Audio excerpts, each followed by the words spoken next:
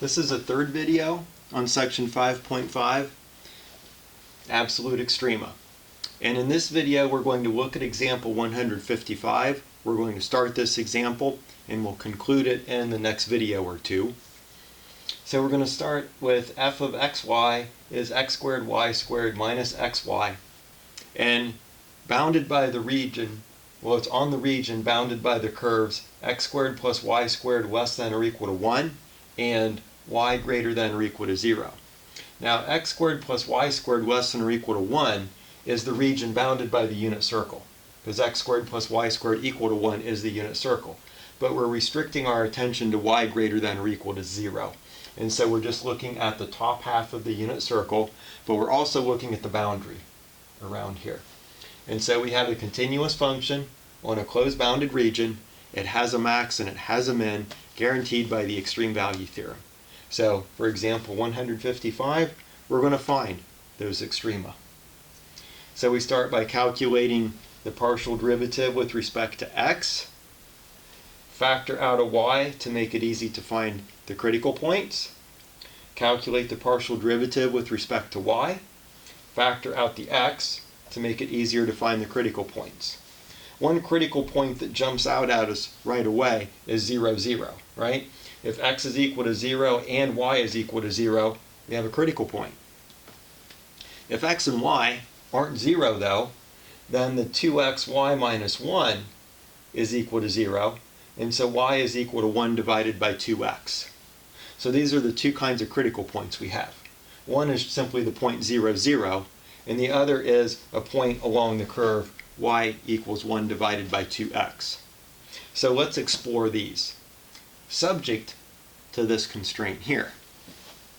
So y is equal to 1 divided by 2x, x squared plus y squared is less than or equal to 1.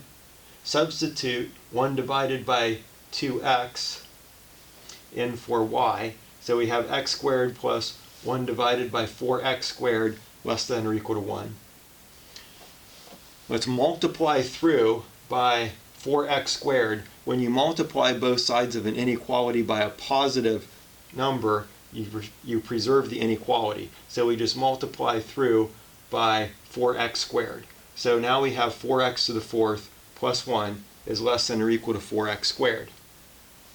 Let's subtract 4x squared from both sides. When you subtract something from both sides of an inequality, you preserve the inequality.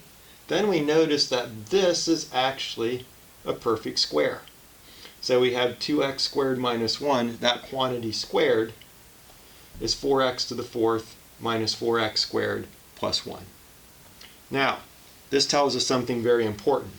You have something squared, which is always non-negative. Something squared less than or equal to 0. The only way that can happen is if this square is actually equal to 0. The only way that can happen is if 2x squared minus 1 is equal to 0. So this inequality, which looked really horrendous at first, comes down to giving us a lot of information. So now we simply solve a quadratic. 2x squared minus 1 is equal to 0. X is plus or minus square root of 2 divided by 2, or 1 divided by square root of 2, however you want to write it. So x comes down to two things. One of those things gives us a point not in the region. If x is negative 1 divided by square root of 2, substitute here, y simplifies to negative 1 divided by square root of 2. Well, that point is down here, not in the region, right? So this point, not in the region.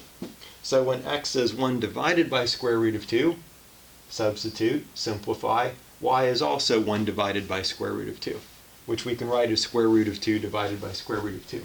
So now we have two critical points. We have 0, 0, which we found right away, and we have square root of 2 divided by 2, square root of 2 divided by 2. So we'll test our critical points.